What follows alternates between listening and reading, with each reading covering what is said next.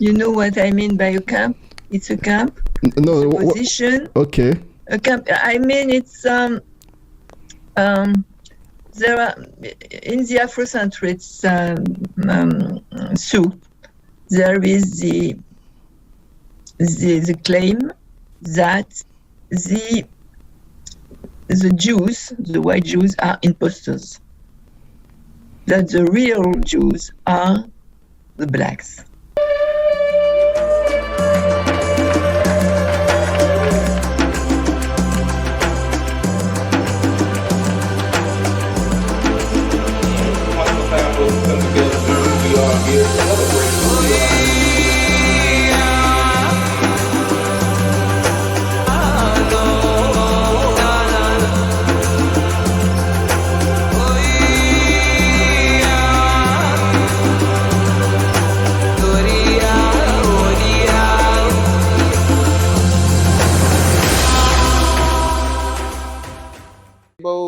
People, and now we're going to start talking more about how it connects back to us here in America. We kind of hinted on some of that with Thomas Jefferson and stuff last week. So it's going to be important to understand how did we get here from Igbo land, and where did we go, and what is some of the connections to the culture. And it's just amazing to me, some of the stuff that we don't know that hasn't been taught, and now they're talking about taking more of our history out of schools and out of museums and things like that. And I feel like this is the reason, right? We don't even know our regular slave history. So, some people don't even know about some of the basic people, right, around African-American history. But, and it's even harder to connect to who we were before slavery. So, things like this is why we do the workshops for DNA, so we can connect back to the tribes. And if you know about the tribes, you can know about how they migrated or how they say they migrated, especially a lot of them from the Middle East, or even some say Israel itself. So next, so we want to make sure we put up the disclaimer for fair use, and know that these are not always our views and do not necessarily reflect our opinions or those who are affiliated with Mamleket Kohanim as well. So we're just using it for those reasons. It says there: criticism, comment, news reporting, teaching, scholarship, and research. All right. So I always want to make sure we understand the division of the two kingdoms, because they don't teach a lot of that in church. So we always want to make sure that's very important as a theme throughout the Bible, not only from what we'll talk some about today, but also, about future prophecy of coming back together again as well, and where those tribes actually spread throughout the world. So if we believe in what Yahusha said, if we believe in what the prophet said, then we got to understand that this prophecy has not happened, and it will occur here, as we draw closer to what Yah has said in his word about the last days, right? So we know that after Solomon's son Rehoboam took some bad counsel, and he got driven down to the south to the tribe of Judah. And then Jeroboam was the one from Ephraim who led Israel, to 10 tribes. And we'll talk a little bit more about that today, of the north. So when we're talking about a lot of the recent African tribes, a lot of them are connected to the 10 northern tribes of the northern kingdom. All right. So next. And we talked about the history of Eldad the Danite. That was very important, right? To show people that it's truly connected to even what Judaism, Jews say, today, recognize this man and what he did and some of his stories and how the tribes were relocated. So it's very important to understand that history. Some people try to say he was false, but as you saw in the video, that even many of the Jewish scholars even say that it's not false. He wasn't, they might have changed some of the story they were trying to say, but we know that he was definitely a historical figure that they're trying to erase, right? So next, and we talked a little bit about the Igbo people, and this is even from a Jewish standpoint, and how they were definitely, from their point of view, from the Jewish Israeli point of view, that they are Israelites. So next, we talked about, the temple that was there and how they went to visit the temple of God, the king and the king. So we didn't actually, there's another video where the king even says that they're at least the king, one of the kings. I don't know if there's multiple kings there, but he said that, they are from Israel. So we might show that one in the future. So next. And then how they were talking among them and, they said that they are the ancient Israelite tribe, and then, try to convince them to move to Israel, to the Israel desert. But, showing that, but they actually said that, that they don't need to convert. They were trying to make them convert, and they said, why would we convert when they're the majority and they're the minority, and they were based on conversion and they're based on bloodline. So that was important to understand. So next. And then even with some of the current issues, right, that's been happening in our society here with Kanye West and some of the talk that he had, but you can see that even how this Rudy Rockman, Jewish guy, actually talks about that some of the stuff that, even Kanye West is saying around who we are as Israel is true, but he's just going too far with it. But yet there is some truth to the matter around the Igbos, that he's actually documenting the history. And, he even says that many African Americans are Israelites. So, once again, another proof outside of our own community that talks about this. So next. And then we show about the re-emerging Jews of Nigeria, how they're coming back and trying to figure out, the steps, just like we are here. And it's just prophetic. Even in Deuteronomy 30 says, it will come to mind, you'll come to remember the blessings and curses, and you'll start to return to your heritage, even your children, your seeds as well. So, signs of the end times also. So next. And D.D. Jakes even said it, and he kind of pulled back later on, but we know that even some of the more prominent figures knows about this, right? So why isn't we hearing a lot about this in our churches, in our community, and amongst just having it? Why are we scared to even have the conversation if they're having it right before people, right? So next. And then we talked about some of the history and the migrations and some of the connections there with the Igbo, with the Will, son of Yah. He's always a great resource to use. So, he does a lot of good document and go through a lot of documentation and show evidence of it. So next. And today we'll be showing about, this is one of the more popular ones that kind of started at the very beginning, but this is Harry Rosenberg, and he talks a lot about the Igbo and the Limba, and how they are Israelites and how that connects back to us as well. So we'll play that. And then after that one, we'll play another. She's a French historian, and she actually wrote the book about the, the Jews of Africa, I think that's the name of it. No, the Black Jews of Africa. Mm-hmm. And they're going to interview her, and it's going to be an Igbo guy that's going to interview her, and he's going to have a discussion and talk about some of the things there and hear what she says, right? We're not going to play the whole thing, but we're going to hear what she says about the connection of a lot of the stuff that's going on today.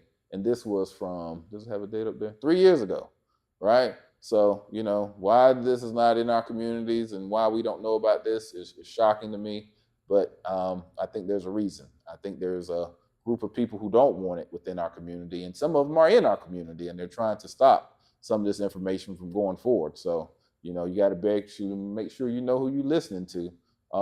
Even in your churches or even in your assemblies or wherever you go in your schools, you better make sure you fact check people and, try to question them, especially people who are paid to serve and to do the thing that Yah has called them to do, right? That they claim to be a servant. So why aren't they, why can't you ask them about stuff, right? Why do you don't feel comfortable? I know a lot of people coming to me from a lot of different Christian churches, and they want to ask me tons of questions. And I'm like, did you ask your pastor? Did you ask your minister? No, I can't ask that. Like, why? You pay tithes, you actually, support the person that you say is a spiritual leader. They should be able to answer something, or at least say, I don't know, and I'm going to go get some help, right? Send some deacon or some minister or somebody to go find out about this, just like I had to do myself. Even though I was trying to disprove it, I disproved myself. So, it's very important for us to do that. But she will hear from a doctor, Edith Bruder, that has no, what they call it, skin in the game. She's not, partial. I don't think she's Jewish, and she's not African. And you can see that just by looking at her. So she's basically going to say what she's doing by her research, right? And then next, we're going to talk a little bit about Aldo Equiano, and he was basically somebody who was Igbo that was captured, and then he was later freed, and he wrote a book, and he said that a lot of the customs that the Israelites did were connected, from the Bible, was connected to the Igbo people. So I think he's the first Black author, at least from a Western standpoint, because, our people could already write and stuff. It wasn't like we were just dumb and they couldn't, just Western world just woke us up. But actually a lot more stuff was happening in the East, even before the West had even woke up during the Dark Ages. But, so he's going to talk a little bit about that in the next video. That's the next slide is the School of the Hebrews, Pastor Omar Tibide. I actually went to some of that conference when I was waking up and trying to understand stuff. And he has these things called Hebrew nuggets that he shares. And he's going to talk a little about, I'll do Equinod on as well. I don't know if we're going to have time for all this, but we'll see. All right.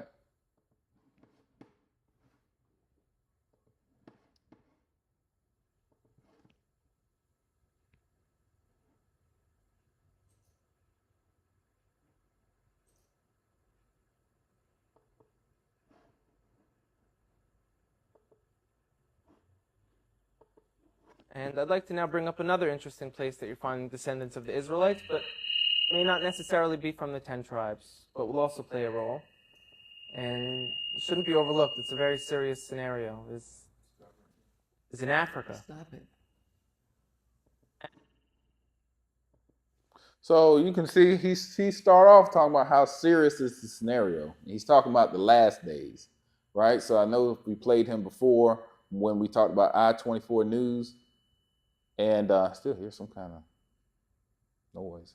But I-24 News, where they're talking about the regathering of the lost tribes, and he talks about African Israelites, and he talks about us as Israelites as well. He refers to African Americans. So this is one of the earlier videos when he's talking in the crowd of people, and he's talking about this connection also. So once again, it's not African Americans saying all this. So if we're being tricked, then we must be getting tricked by people outside of our community, right? So why are so many people attacking people within our community? We got to go figure out what these other people are saying that's feeding stuff into our community to say if that's right or not, right? Versus us being divisive and fighting among each other. Let us figure out what's true together, right? So that way it won't continue to pull us apart. All right, and if it is true, it should bring us together as well. So, all right. Africa has perhaps hundreds of millions of people with this identity right now of being from the people of Israel. Does that mean they were from the 10 tribes? Likely not. We were taught by the historians and within our own traditions that when the Romans conquered Judea a few hundred years after that the tribes of Israel went into exile, perhaps millions of Judeans were sold into slavery, into Africa, into Rome, deep into Africa. And if you look now, you're seeing people who are most likely the descendants of those slaves who kept true. I'd like to bring up a few specific examples because they're going to be game changers. One of them wrote letters to Israel when it became a state. And they said, we're Israelites out in Africa. You know, everyone laughed at them and they said, African Israelites. These people are just trying to jump on the first world country bandwagon. They're living in a third world country. They got nothing. We're coming to Israel. We got innovation, technology. So they're trying to get on this train because there's such a thing called the right of return. All descendants of the Jewish people from around the world are able to move to Israel. So they said we are also. And everyone kind of laughed at them, like I said. And a few people took it serious and went out there and started studying them, learned about their culture. And a professor from Duke University went out there and did DNA testing on them. And he showed not only do they share Semitic genes from people who were in Yemen and back to the Middle East, these gentlemen, a large percent of them, have the Y chromosome to be Kohanim, to be priests. Now, if anyone who doesn't know, a priest is a specific family clan of the nation of Israel. So I don't know. We got some feedback going on. We're not sure what exactly is happening, but hopefully you're not hearing too much of it there. But he's basically said that Duke University, that's here in North Carolina, I'm in North Carolina, that they did a test and they found out these Limba people were priests, you know, based upon the current standard of what they consider to be priests. So, you know, why are we hearing that, right? Right here in North Carolina, especially if you're in this area.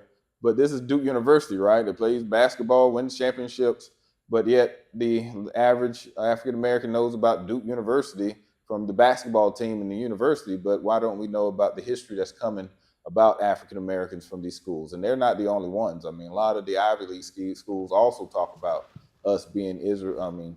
Talk about the African Israelites. And we know that if you connect African, West Africa to the Bible, then you know that the African Americans that come from Africa, because we start off African American, right? Shows where we came from, Africa. So do we know where we came from? So that's the reason why we do the genealogy and DNA stuff as well, just so we can understand the tribes we come from. And those are the tribes that they're talking about in these things that come from Israel, at least from the Middle East. All right. So you can hear it straight from him, right? So he's just talking about the Limba, and he's going to talk a little bit about Igbo if you already didn't when I was helping with some of the technical things. But then he's going to go in more and talk about African Americans. All right. So come from Aaron, the brother of Moses, who was the first priest. And anyone descended from Aaron has the status title priest. And we found that these men in this village in South Africa called Lemba, L-E-M-B-A, carry this genetic marker to let us know that they share the same as from the Sephardic and the Ashkenaz and the population of the people in Israel today. They share the same exact DNA marker. That's mind-blowing. So everyone kind of got humbled a little bit, who laughed at them and said, now what? Now what do we do about this? This could have tremendous implications. Another area in Africa you have something big happening is in Nigeria. You have the Igbo people, or Igbo, pronounced either way. There's 40 million of them, also Christians, like I spoke about before, how that could happen to the children of Israel very easily. But also a lot of them are now coming out and converting back or adopting the rules of the Torah without all the paganism that they've been practicing for hundreds of years. There's been books written about it from scholars in Nigeria, from scholars from the Jewish people. And where it gets interesting is, in America, there was a slave trade. And a lot of the slaves, a very high percentage of them, came from Western Nigerian ports. And in America today, you see a very large movement of African Americans who say that they're the real chosen people, that they're the children of Israel, they're the Judeans. So what are they just trying to create an identity for themselves because they were slaves, or is there really something here? And the answer is, most likely there is something there. And most likely, maybe that they were the original Israelites, and maybe that the Jewish people today who are white, Caucasian people came in a little bit later on. We know that some of the greatest sages of the transmission of the Torah. So you can hear where they said something about the Israelites, right? So you know how that they were connected to us, right? The Igbo ports, Nigeria ports. So we know that they even talk about the connection there, right? They know about that connection to the Igbos, and you know how a lot of us came out of those ports in Nigeria. And he even said that we might have been the original ones, right? He's weighing that we were the original Israelites based upon the bloodline, and not the modern day ones that came based upon conversion, based upon Judaism. So this is coming from their community, right? So once again, we need to understand what this means, right? More than just continue to attack one another, interfighting. We even talking about the dysfunctional Israelite family. So, even now we're even showing the dysfunctional of fighting within ourselves instead of fighting for truth. We're fighting against each other and not even looking for truth, not even doing DNA tests or trying to figure out what great-great-great-grandma told you, right, about your family, to see where it actually connects us back to Africa, or even black Portuguese or Portugal or Spain, right, to other places, to Britain. I got black Brits, didn't even know about the black Brits. So I found out black Brits are waking up, found out that they were there long before slavery even in Britain. So, why is this information so hard to find? And why did it seem like other communities know about us more than we know about ourselves? So, this is a wake-up call for our people, scholars, researchers. Some of them know it, right? And they've been paid not to teach this stuff to our community. So like I said, you got to be careful when you go to certain people that especially political, that have like black blue boule, like what are they doing? Why aren't they're supposed to be those people that's supposed to be like the more elite of our community? Are they actually ones that's gatekeepers to the information instead of those who are sharing? We can see TD Jakes know about it. Why don't you know about it, right? So it's very important to understand these things that's coming from these communities, especially as we are kind of like sitting ducks. We're just sitting there not knowing what's happening, and all these things and laws are being changed around us here in America, or even, things are happening around the world. And there's a lot of stuff happening, and I'm not going to go into all that because, I find that people always say it's conspiracy theory, and it's actually written out right there where you can just read it. So how is it conspiracy theory? But people like to say that because they want to push back, right? They don't want to get out of the comfort of their mind to go and research and be accountable on their own. So they rather say that's not true, even though they can't prove what is truth, right? So it's one thing to say that's not truth because there's another thing to say that's not true and not have no reason to say it's not true, or tell me what is the truth, what is the right way. If we're not from Israel, where are we from? We got, 3 sons that got off the boat with Noah. Which one? If you say we're of Ham, show me how we're connected to Ham, right? Through the Bible and through our own traditions. If you say we're Shem, show me how. That's what we're doing here, right? So we know that Israelites actually came through the son of Shem, right? And he married within him. So it's very important to understand that, right? And that's straight in the Bible, which we'll even go through today. So, all right. We're converts from Rome. You have a man named Onkelos who wrote a commentary on the Torah, unprecedented, that we still learn today. He was a convert. Some of the largest pillars on the transmission today were Roman converts. So here we are, we're Caucasian Jewish people, and now you have people in Africa saying that they're the real people of Israel. It can't be ruled out at all. We know they were sold into slavery. We know now that they're fulfilling prophecies by saying, we're coming back.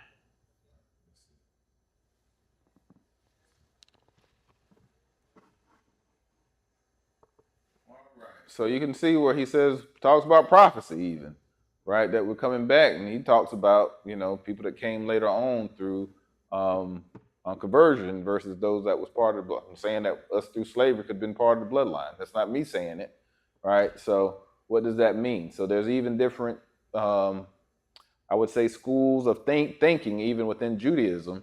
And a lot of people don't understand that, right? There's a Kabbalist kind of thinking about how the last days would be, and then there's a Judaism type of thing, or like Orthodox type of Judaism, of a way that they're talking about. So there's even different teachings around that. Some of them feel like we're going to be, like the lost tribes of 10 are going to be the ones that wake up to help save, the good Jews versus the bad Jews, right? Like, what does that mean from their point of view, not from mine? This is what's being taught in their community. So it's very important for us to even understand and have ear to understand, how does that affect us? And even with these negotiation politics, what does that mean, right? And who's the ones that's negotiating? What's their history? And why, there's this footprint within our culture of other cultures being connected to us. Why is that? So, we got historians, if you want to go reach out to some of them at universities and stuff that talk about African and Black history. So, what is their take on these things, right? So, being quiet also shows that we're not actually trying to stand up for our people. We're just trying to make money. And that's just not just the pastors and preachers. I'm talking about historians and researchers and all these people that come and speak at these different gatherings for, Black community gatherings. So, like, where their stance is on this, right? And why they're not vocalizing it, especially right now when other people in Israel are vocalizing this and saying it's a very important time. So, all right. So the next one is from Dr. Edith Bruder, and hopefully continue to get some of the background noise. We're trying to figure out where it's coming from. But sometimes the software we use is always doing something strange. So please forgive that. So just going to play the next one here, and we're going to skip over a little bit, the intro at the beginning.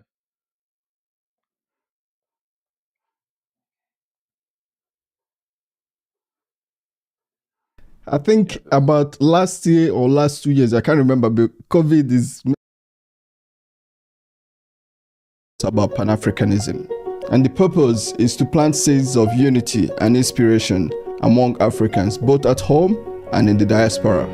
I believe we have come to the stage where our continent is more vulnerable than ever, and it's up to us to decide our fate moving forward. What we will come to realize, I hope, is that we're so much more alike than we're different. And this show is just a small contribution to the public discourse that is going on in Africa right now. My name is Soshima Iro, and this is the Pan-African Experience. On today's episode, I'm going to be having a conversation with Dr. Edith Bruder. Edith Bruder is a French anthropologist who has an academic multidisciplinary background. The focus of her research is on the documentation and the analysis of the history and phenomena of Jewish practices across sub-Saharan Africa, new religious movements, forgotten diasporas, contemporary diasporas, and particular Jewish identities. She is the founder and president of the International Society for the Study of African Jewry. She is a research associate at the French National Center for Scientific Research and a research fellow at University of South Africa. She is the author of Black Jews of Africa, History, Religion, Identity. She is the editor of Jews from Elsewhere, Forgotten Diasporas, Contemporary Diasporas, and Particular Jewish Identities. She is the co-editor of African Zion, Studies in Black Judaism, African Journeys to Judaism, as well as numerous scientific articles and contributions to works published in this field. I'm very honored and grateful to have Dr. Bruder on the podcast.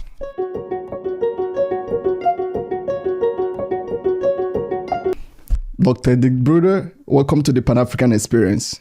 I thank you for your invitation, and I am delighted with your interest in this topic, in the topic of African Judaism.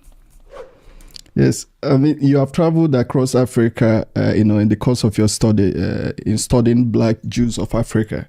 I mean, this requires a great deal of dedication. I was wondering what motivated you to embark on this quest in the first place. It's a very fascinating story.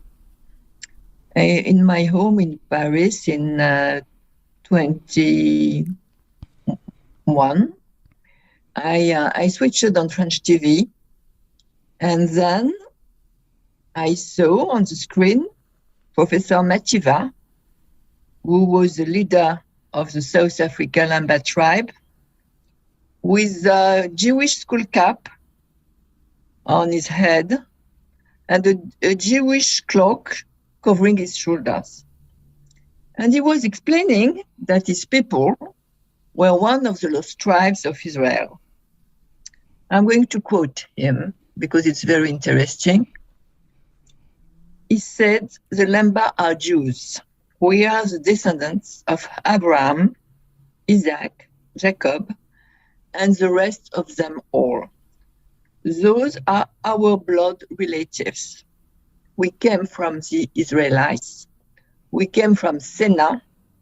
We crossed the sea, and we made iron and gold and pottery as we came down through Africa." End of the quotation. It must be said that the Lamba's distinctive cultural elements, their traditions, their saga of origins, their food taboos, their ritual slaughter of animals, their circumcision rites, and their endogamy clearly suggested that they could be of Hebrew descent. It seems that ethnographers and missionaries from the early 20th century propagated the idea of an Hebrew descent of the Lamba. And they did so in placing emphasis on their differences from groups among whom they lived. Of course, as you can imagine, I was deeply intrigued by the issue. Who could think of lost Jewish tribes in Africa? Would there be other unsuspected Jewish claimants in the continent? Had the mythic image of the Beta Israel, the so-called Falasha, as a lost tribe of Dan in Ethiopia, had this mythic image produced echoes throughout Africa? If such people existed, their stories deserve to be told, not only to satisfy my curiosity, but also to fill in some of the gaps of our understanding of the penetration of Jewish ideas in Africa. The paucity of academic studies on Judaism in Africa and the paradoxical dimension of an African Jewish religious identity stimulated me a lot to undertake the research on which my first book, The Black Jews of Africa, is based. Then I decided to follow the footsteps of the lost tribes of Africa and to tell their story. That's all. I mean, you refer to the lost tribe, and as someone from Igbo tribe in Nigeria, I always hear about we being of Jewish descendant and the lost tribe, but I never really take it seriously, because there's a lot of people that talk about being of Jewish descendant.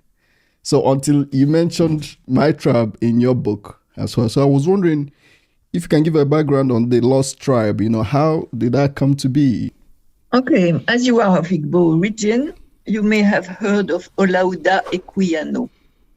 I don't know if you heard of him. He was also known as Gustavus Vassa. In fact, he was a slave, but not only a slave. According to Equiano himself, he was born in 1745 in an Igbo village in the southwest of Nigeria, his father being an hereditary tribal chief. When he was 11 years old, he was kidnapped and sold to British slave traders who sold it everywhere, to the West Indies, etc. Over the next 30 years, while passing from master to master, he acquired many skills and traveled widely to varied places. Equiano was an educated man, and he published a book that I recommend, The Interesting Narrative of the Life of Olaudah Equiano, or Gustavus Vassa, the African. He published this book in London in 1789. This book had an immediate success and ran into several re-editions. It is both a spiritual autobiography, a slave narrative, and a travel book. Equiano, who was Baptist, a Christian, was a pious man imbued with the text of the Old Testament. His autobiography includes a striking description of religion and culture among the Igbo. He draws parallels between the fate of the slaves and the Hebrews. He mined a trove of biblical commentary to claim that the Igbo were descended from ancient Jews and that their religion was a modern survival of ancient biblical religion. Equiano's book spread in Nigeria and elsewhere. The idea is that the Igbo, and why not other Africans, people, could descend from the lost tribe. It must be said that the exodus and the recognition of the Ethiopian Jews, identified as the lost tribe of Dan in the 1980s and the 1990s, have led to an interest in such development and in the development of similar lost tribes identity in other parts of Africa. Has there been established how the tribe got lost, where the in the lineage where there was a breakaway, or trying to trace back? Has it been established? In the state of research, in the current. Just want to let y'all know the echo is not coming from us. That's from the video. So just want to let you know, my wife, she's found out the software was having problems. She fixed it. So if you hear something, it's coming from the video. But it's very interesting as you hear a lot of the stuff that she's saying, right, about the connection of the Igbo people and the people that came and how she figured out the research and how she, came about doing this. is very interesting, right? So, you know, even people in other countries are hearing about this at a scholarly standpoint, but it's not coming down to us, right? So when you hear somebody, even though I don't agree with what they're doing, they're out on sidewalks and yelling at people and screaming, but, you know, they're actually in a good part is waking us up to look at the research, right? If they weren't out there, some of the stuff to say is not right, some of the stuff to say it is right, but, you know, unless something provoked us to actually go, like me, one of my youth actually of the church were caught up in a Hebrew Israelite camp, they call them. And he was just on the online part, and he challenged me with some stuff when I was in seminary, and it made me go down and look into it deeper, right? So it's like, even in the midst of what is happening, it's like something is y'all is trying to get our attention to look deeper. And if it wasn't for that, how much of this information will we even come across? So, you know, we need to be more equipped. And, you know, these young brothers now seem like they know more about our history than the average day, you know, minister, right? So that's why I was like, I had to go figure some of this stuff out. So, you know, and it's in books, it's in scholarly stuff. So why we don't have any black people that's going through these universities and stuff that's learning any of this, that's not sharing it? You know, are they sharing it with our community? Or we just don't have anybody involved in it? Some of those schools, like Duke, has African languages, like Wolof languages, and, you know, even connections where you can actually take Yoruba. You know, some of the African languages you can get at school, but you can't get it at the HBCUs, because I even called some of them, and they didn't teach those type of things. So we definitely got to make sure that we understand where we are right now and try to get some of this information working together instead of always being depart and divisive. So we're going to see even more of that, but she's going to go into some of the more modern stuff, right, that's happening, controversy within our community, and how we're getting attacked by just speaking about this. And, you know, her feedback. Hopefully I didn't miss that when we're doing some of the technical stuff. But remember the what's his name? What's his name? Uda Equiano, because, you know, that's the next video we'll watch. But, you know, you can see how that's being taught, but how many people learned about him in school? You know, I never heard about his name, right? It seemed like that would be a very important person to talk about as part of the slave trade to African Americans or African American history. So your children, as they have to do reports and stuff for school, have them do something about them. You know, Madam C.J. Walker did a great thing for people's hair, but, you know, what about some of these other people that had some of these inventions or even some history before slavery that was very important for our children to grow up to know, right? Pedro Nino, right? He was the one that helped drove one of the ships for Christopher Columbus. He helped navigate, a black man that helped him find America. Nobody talks about him. It's in, go just open up a encyclopedia, you'll see his name in there. So it's very important for us to do some of this research and make sure it's part of our, integrated within our society for our children, because as the, you know, the teacher from the Jewish teacher said, that, you know, this means future prophecy being fulfilled. So why don't we, you know, think that this is important? All right, as this woman here from France thought it was important. All right. State of research, it's not possible to, we don't have reliable sources. Okay. We can mix secondary sources to have an idea, but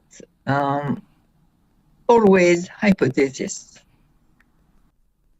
Okay, in one of your interviews that I saw, you said that the correlation between African Judaism and Old Testament is at the core of the issue of the biblical children. You know, can you expand on this, please? Yes. In fact, this question completes the previous one. Okay. The process that led from metaphorical kinship to total identification with the Jew was strongly supported by the correspondences discovered by Christianized Africans between the Old Testament and their own traditions. Rituals and rules found scattered throughout much of the Old Testament are connected with the nearly universal taboos on food, birth, blood, and death, and they have counterparts in African usages. They were rediscovered, sometimes modified, in multivalent forms by African peoples. African authors from various African countries, such as Kwesi Dixon in Ghana, or John Beatty in Kenya, or Emmanuel Idowu in Nigeria, or Samuel Kibicho in Kenya, demonstrated the monotheistic nature of African religions. This is very important. And the same concept of creation ex nihilo reported all over Africa. Africans recognized their cultural rights in the Old Testament through beliefs, symbols, and practices. And they have used them through their oral traditions as an affirmation of their cultural and religious heritage. Upon their arrival in Africa, missionaries generally required converts to abstain from observing traditional African practices. They considered that they were incompatible with being a Christian. The African entered in conflict with missions teaching by studying the Old Testament and used it to defend their custom. The early founders of the Judaism movements spent long periods studying the Bible, and they discovered a biblical basis for the defense of their customs. They did not want to imitate the practices of the mission churches. They turned to the Bible, from where they identified the teaching and practices and which are observed to the present. This was their spiritual and political position. Okay. Well, okay, that's very interesting. That's very interesting. I mean, there's always an interaction between Blackness and Judaism with regards to the Western portrayal of racial promiscuity between Jews and Blacks. And I was wondering if this is a byproduct of colonialism. You know, is this something that you can elaborate on? Yes, it's an important topic.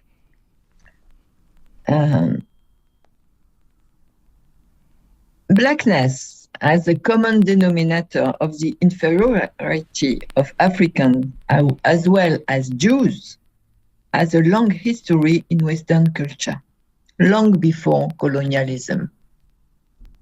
The Roman historian Tacitus in the 1st century, in his criticism of the Jews and their customs, presents them as wallowing in superstition, sexually promiscuous and indolent. That is exactly the same characteristics that were assigned to the Africans. What was seen as the physical ugliness of the Jews, long nose, flat feet, and hairy body, were merely considered as a component of their blackness. As early as the 13th century, an expression of religious and ethnical hostilities toward Africans and Jews is represented in the overlap of Jew and Black, in the representation of Judas treason, where Judas is Black. Judah is Black in this representation. Jewish ancient writings already mentioned the Jewish appropriation of this self-image. The Jews incorporated this image of themselves as Blacks. 17th century English travelers renewed the accepted stereotypes of Jewish racial otherness including the belief that Jews were black-skinned. In the 17th century, a certain William Brereton noted his impression of the Jews in the synagogue of. So she's basically going, I know her accent might be a little thick, but she's going through the different timelines of how Jews were represented, and she keeps on saying that they were black, that they self-identified even as black, right? So that's important too to understand. And so we'll play this we won't play the next one, we'll save that for next week just because of the time, but we'll finish playing this. I'm trying to get to a certain part.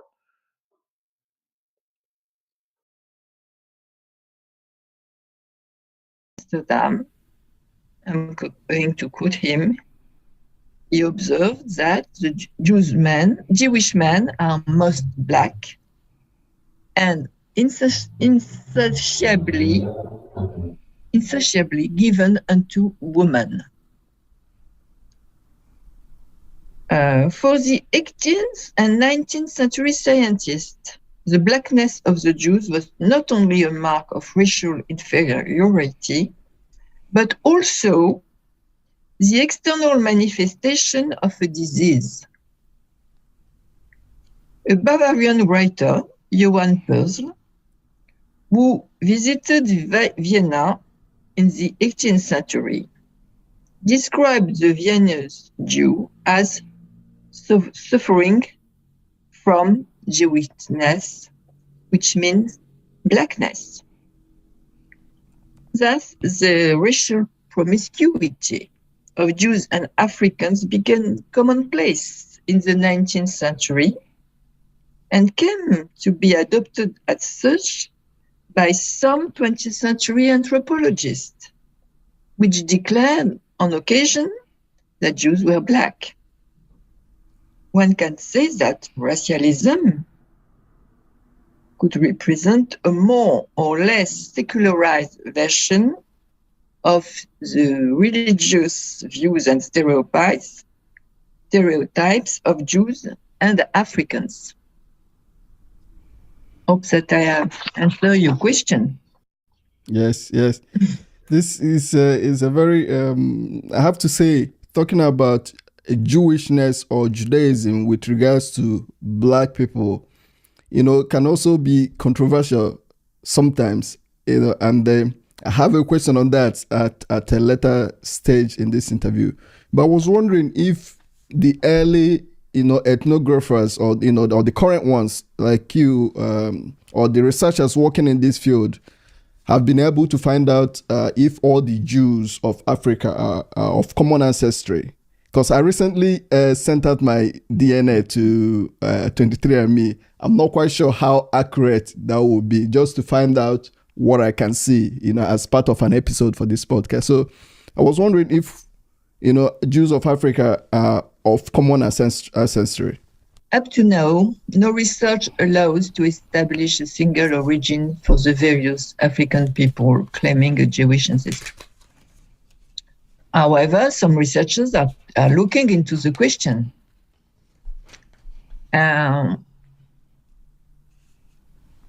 It's not possible to go into details, but I can tell you that there are some recent Western hypotheses supported by a professor of African history at the University of Beirut in Germany. His name is Dirk Lange. Lange suggests that in earliest times, the Canaanite society was most likely established in West Africa through the agency of Phoenician officials and traders from North Africa. Lange tries to explain that the historical tradition of the Central Sudan contained clear evidence of Canaanite Israelite influences. He suggests that the existence of early trans-Saharan contacts reach back to the pre-Roman period, and he supports his suggestion by written records, oral tradition, and cult dramatic performances. But it's difficult to say more in the current state of research. In another question, I will tell you about more about DNA. Okay. So, with regards to theories of Afrocentrism, and with regards to the possible appropriation of Jewish history by Africans, because like I told you, I always hear, this group will say, "Oh, we are Jewish ancestry." Igbo people will say we are Jewish ancestry. We have a prominent Igbo activist, Mazen Nnamdi Kanu. I'm not sure if you're aware of him. He often goes to Israel and wears the cap and he wears the skull cap. Yeah, wears the skull cap. So he's claiming the Jewish ancestry. So it would be great if you would talk about the notion that Africans are the true Jewish race. Hebrew people. Yes. Let's say some words about Afrocentrism firstly. Okay. Afrocentrism is an intellectual movement, and this movement contests the dominance of European interpretation of Africa. Okay, just for the sake of time, I can't find exactly where she talks about it, so we're going to rewind it all the way to the beginning, and they talk a little bit about it. Once again, we put the videos out. Go all the way to the beginning. We put the videos out there so you can go look at it as well, because they're too long for us to play the whole thing. But my wife has just put it to the very beginning, where they're going to talk a little bit about Nick Cannon and some of the stuff that had happened a couple of years ago when he said that black people were Jews, right? And a lot of people don't know that his I think his grandfather was actually considered to be a Sephardic Jew way back then, and he does have some heritage here in North Carolina too. So, but we'll play this at the beginning just for the sake of time. I think about last year or last 2 years, I can't remember, but COVID is making everyone lose track of time. There's a TV presenter in America called Nick Cannon. I'm not sure if you've heard of him. No. Okay, no, so I don't. I would like to know who he is. Okay, he used to present America Got Talent, like a TV show, but he also hosts a podcast where he talked about Semitism, and he said that he said something that got him in trouble. You can still hear me, okay? Okay, he said something that got him into trouble, that he lost a lot of jobs, and he said that the original Semitic people are Africans, are black people, and that was considered anti-Semitic. And then he lost his job and things like that. But so I'm thinking logically, if 600 to 700 years ago, if the human race as we know it existed only in Africa, about 700,000 years ago, or 700 years ago, 700,000. So if we existed only in Africa, so it makes sense to say that the origin of everything comes from there. Yeah, it's a camp. You know what I mean by a camp? It's a camp. No, it's a position. Okay. A camp. I mean, it's there are in the Afrocentric soup. There is the claim that the Jews, the white Jews, are imposters. That the real Jews are the blacks. And there are some trends who follow this idea. Okay. No, I wouldn't personally. I wouldn't say that the Jewish people in Israel are imposters. That wouldn't be a right thing to say. But if logically humans, as we know it, originates from Africa. Yeah. Biologically, it's absolutely and it's proved. Yes. Now. Yes. So it has been proved. So the Jewish people in Israel will be referred to as the descendants of the Jewish people in Africa. and not not the other way around. Not on the other way. Difficult to make it admitted by them. This podcast came to be because I want to reignite. So you can see how they're basically having an intellectual discussion to talk about the origins of, the connections of Africans to the Jews and how they basically represent themselves as black. And she does the research, right? And she talked about, we will play this next time, but talked about a lot of the history there. And as she said, that there are people that believe that even from her scholarly standpoint, that the original Jews from the Bible were black, right? That's a little different interpretation of modern day Judaism of Jews than the ancient biblical standpoint of who a Jew is. So, with that said, that's the reason why you're hearing now people, even from Israeli descent, saying that, the African Americans and Africans are connected to this prophecy as well. So, once again, what is our positioning in our community, right? Where are these conversations happening in our community outside of just the streets and people trying to they call it urban apologetics, which is kind of questionable, right? What makes it urban? Black is urban, right? Why, so it's, once again, it's this type of thing that they're pushing people to a side, and most of the urban apologetics is around like black issues. Other people are urban, right? That have issues, financially, right? There's European Americans that's in that category. Some Hispanics are in that category, right? But it seems like most of the talk is around Afrocentric, especially with us being Hebrew Israelites, or sometimes they even talk about Muslims and stuff like that as well. But why is that the core discussion when there's so many other heretical things that's happening, even within the current day community of Christian believers, right? You have a big push of homosexuality being pushed within the church, and that's not, discussed as a negative thing. But when it comes to history and facts, no matter how you feel about the sexual standpoint, but the Bible's against it. But when it comes to our history and things that's even talked by scholars, that's pushed away. I even had somebody on Ancestry who's a cousin, and then she connects to people in Benin. She knew how to connect back to Benin. I was trying to tell her about the history, and she wanted to block me just because she said, "Don't talk about that." I said, "Why? Why?" I said, "It's just about some history." And I told her about a family that I connect with over in Benin, right, in the areas they say the Israelites come from, and she didn't want to hear it, so she just blocked me. And I was like, "Whoa, wow!" She don't know anything about me.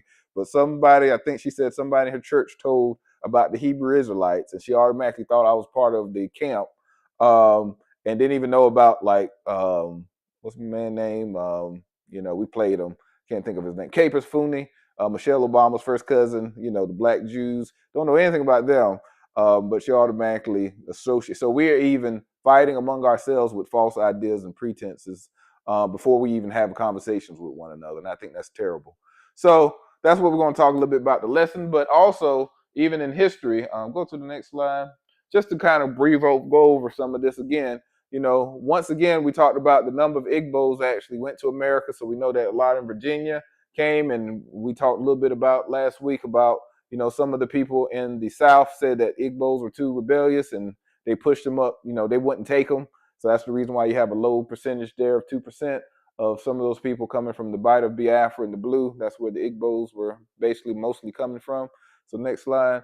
And then we talked about the museum. I was going to play something from that this time, but I couldn't find my videos for some reason.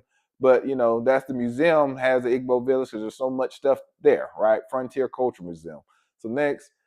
And then there's a lot of talk about it. You see CNN talks about Nigeria's Igbo Jews, lost tribe of Israel, right? There's books being written. There's documentaries like we saw the re-emerging Jews of Nigeria. There's a lot of these things, right, that connect. Even the one that says Igbos on the right, I can't see what it says at the very top in red, but it says Hebrew exiles from Israel, right? But above that, it says, can you read that? I can't read that either. But it actually had the book. I should have brought the book out. But it talks about, I think it's connection to Black Americans. I think it says something like that. Something about a connection. So, that's an Igbo professor that writes about this connection as well. So, you have various people that talk about this, but yet we're not talking about it among our own people here, right? So next, and this is important because it actually comes straight from Wikipedia, and it talks about Igbo Americans. And, that's not even a term that most of us are even common to discuss. And just the highlighted part talks about Igbo Americans or Americans of Igbo ancestry or Igbo Black Americans are residents of the United States who identify as having Igbo ancestry from modern day Bight of Biafra. So that's what I was talking about, of where a lot of the slaves came from, which includes Cameroon, Gabon, Equatorial Guinea, Sao Tome and Principe in Nigeria. So Sao Tome and Principe is known where they took the Black Portuguese, the Black Jews of Portugal and Spain, and they took them to Sao Tome and dropped the children off there to actually become like to train them to become slaves, basically. So you even can look at the island now. You can see it's full of blacks, and historical book says Sao Tome and Principe is where they took the Black Jews during the time of the Inquisition from Spain and Portugal. But you can also see where it talks about, the Nigeria, right? And then if you go down, it talks about identified Igbo slaves were often described as Ethnims, Igbo, or Igbo. So, as we showed, even in North Carolina and Taylortown, they had an EBU, Ibu. So same thing. Colonial American rendering of Igbo. Some Igbo slaves were also referred to as Bites, denoting their Bight of Biafra origin, and other names were used to reference to their homelands in Africa. All right, so it even talks about the President of the United States was met with mixed feelings of American plantation owners because of their rebellious attitudes to enslavement. Many of the enslaved Igbo people in the United States were concentrated in Virginia's lower Tidewater region, and at some point in the 18th century, they constituted over 30% of the enslaved Black population.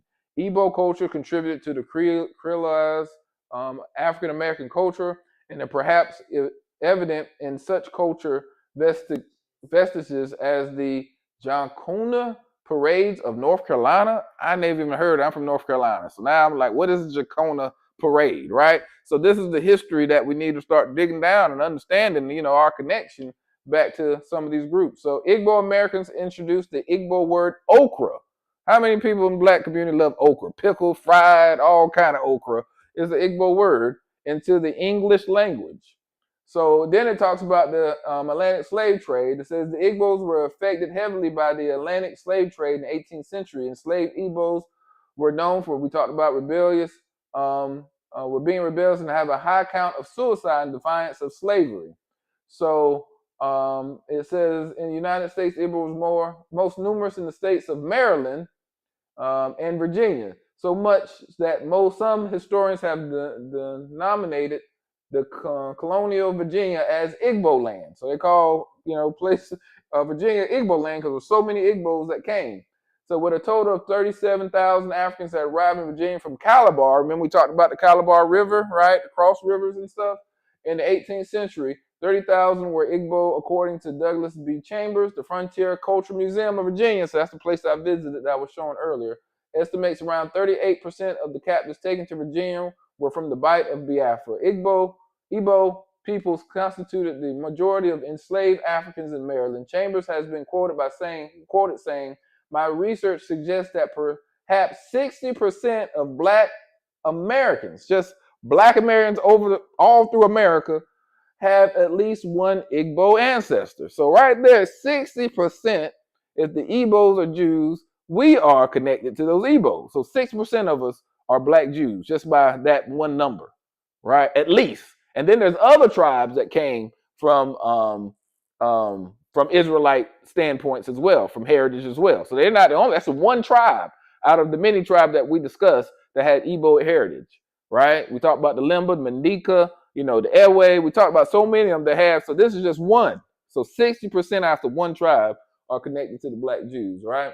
So I won't read the part about the culture because of time's sake, but that talks about that festival and the Igbo drum, which is going to be important next time. So I might pick it up from there. But next slide.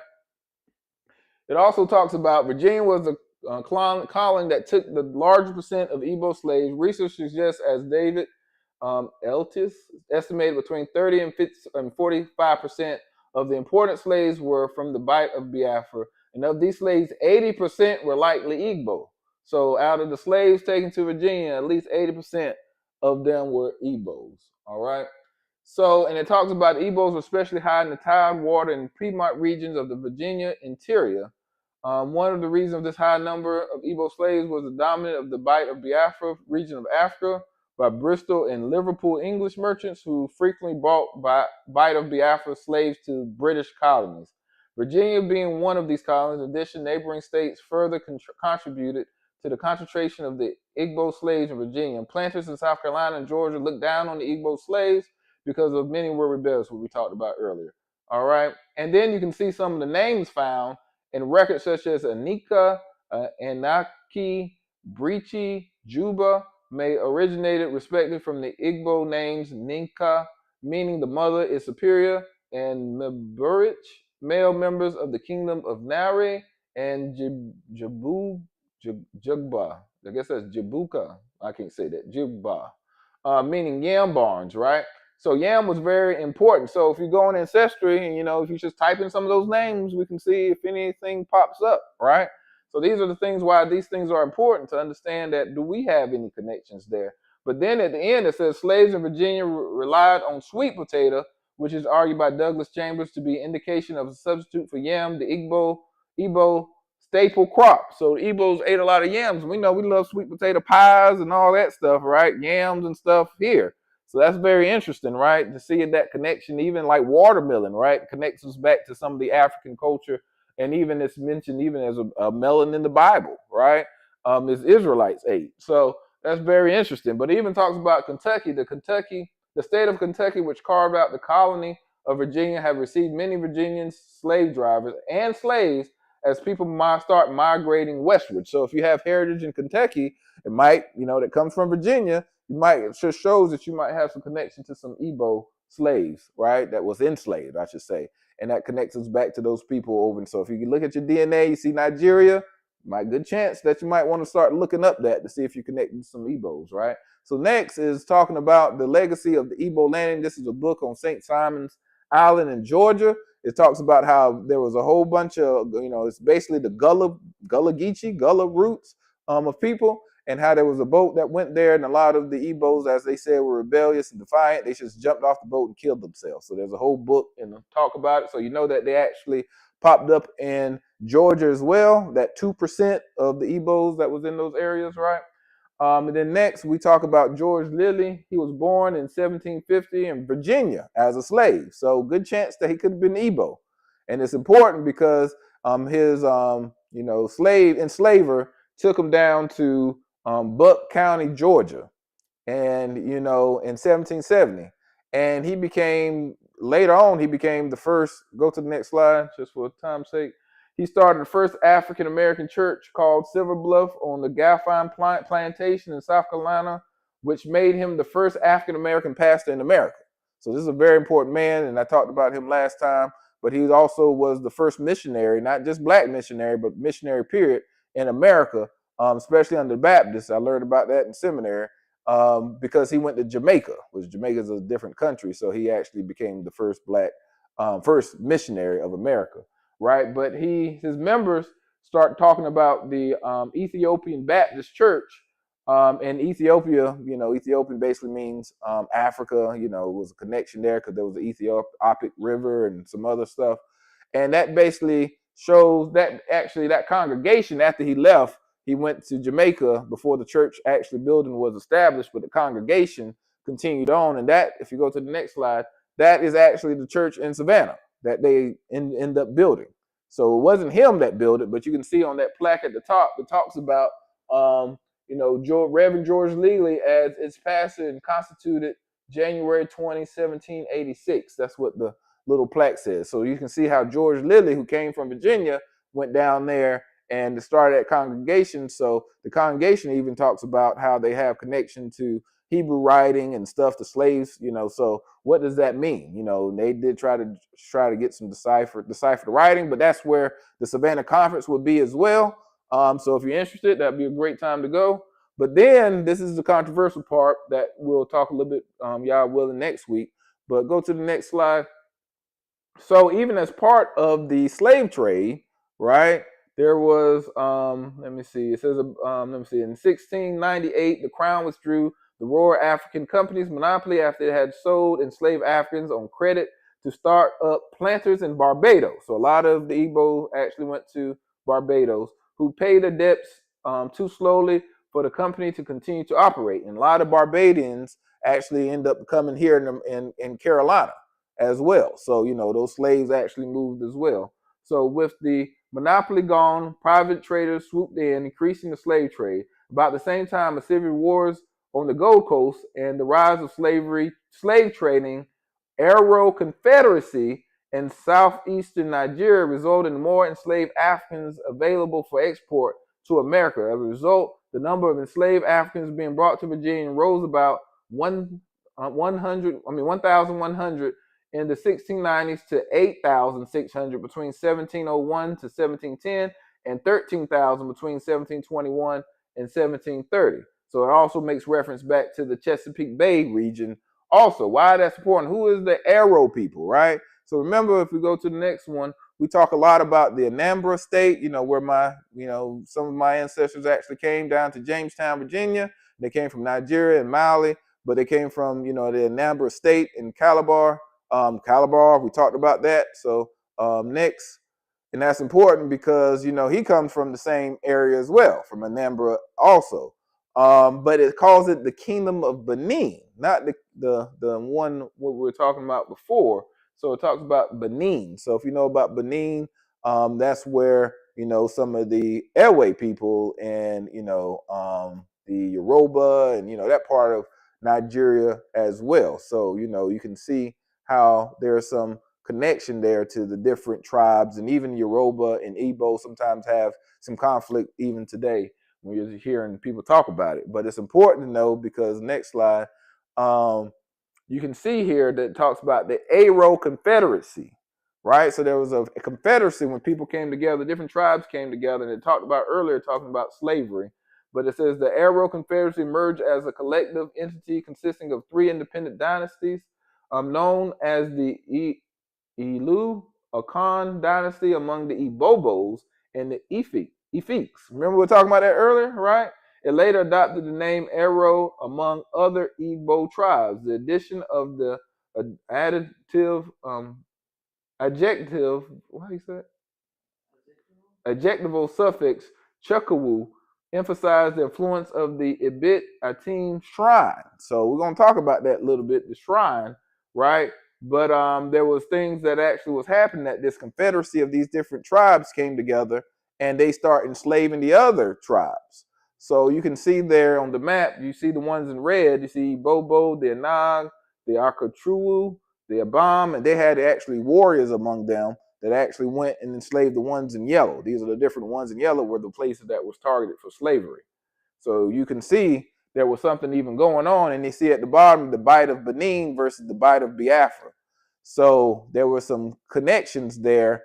Even some of the people in Benin actually ran over to Igbo land, and they ended up becoming Igbos as well. So that's the reason why I feel like a lot of them have different connections and migration stories because they came in different ways and they basically connected. But the Arrow Confederacy were the ones that were doing a lot of the enslavement. So when we go to the next slide, when we were talking earlier, when we're talking about the connections of the different tribes, and it says how some of them had Israelite connections with the Yoruba tribe, the Ben Ephraim, the Anang, the Efik, and the Bobo, and the Igbo, right? So it shows you that, like the man was saying, do they have common association of migrations as well?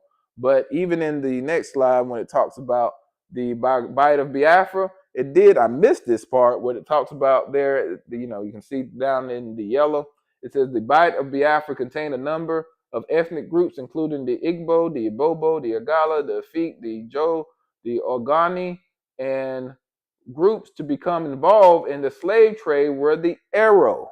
So it said it right there that the Arrow were connected to the slave trade. So, now you have these Igbos that was connected to the slave trade that was selling the slaves, other Igbos. And what does that mean, right? That dysfunctional family that I'm talking about in the Israelites today is like, even during our history, even here in America, right, we have some dysfunction, West Coast, East Coast gangs, right? Republican blacks, black MAGA versus black Democrats and so forth. You can see this dysfunctional family that's going on. And it basically stems even from Israel. But, like I tell people, when you go back to Africa, you got to understand, what's the history. You just can't go back and say, oh, everybody's going to welcome you, or people that welcome you and don't really tell you something about the history there, right? So a lot of times some of the whole villages were wiped out that was enslaved, right? So you won't find some of those villages in Africa anymore because those people got sent to the slave trade. So that's all our ancestors, right? So what was the connection there? And that's the reason why you also hear some of the African kings and people of power, chiefs and stuff, they ask for forgiveness of what happened during the slave trade. So what does that mean, right? Do they have some history there that they need to help? So that's the reason why we definitely need to understand more about this before, and if our own people over in Africa can't even come together, what makes us think that we're going to just come after all these years and come back and think that everything's going to be good?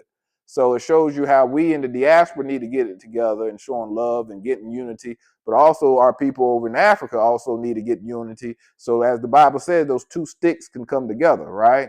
The two sticks in Ezekiel, he said, 2 sticks are in my hand, they're going to become one, Ephraim and Judah, right? So there's a lot of work there that needs to be done, and it starts with just sharing our history and helping us to know what happened, because just like Judah sold Joseph, right? Joseph was who? Ephraim. He ended up becoming Ephraim, Manasseh's sons.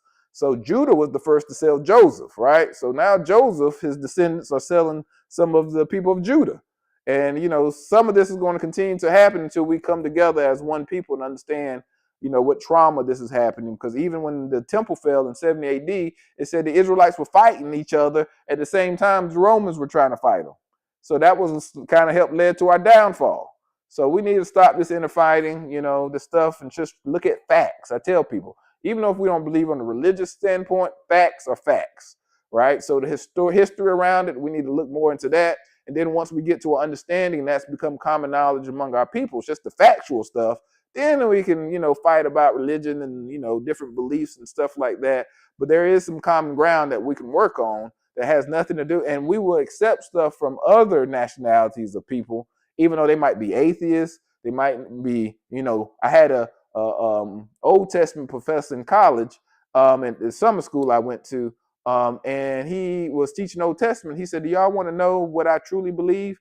And he stuck up his middle finger and he said, do you want to really know what I believe? And I was like, yeah. And everybody else was like, no, because I don't want to be swayed. I want to, I was like, yeah, I want to know this man believe. He up there teaching us, talking about he goes around all these different places and preaches in all these churches. And he's sitting up there sticking up his middle finger talking about, you want to know what I believe, truly believe. And I'm like, what? So we were received from people like that just because they have the certificates and the title. But our own people, we won't even listen to, right? We automatically think that's ignorant. We don't want to believe that. That's crazy. But when other people say it, we accept it. So that's that Stockholm syndrome. Just look it up. That's the true syndrome, where we believe more about what our enslaver said than what our own people say. All right? So we definitely got to stop that. If we go to the next slide, it talks about, the ancestry. Remember, it says something about the Chesapeake Bay, that high something of Virginia. So that's where you can see lower Chesapeake Bay, and you see those same tribes. So that just means I connect to one of those people in those tribes. And you see Ibobo, like we talked about before.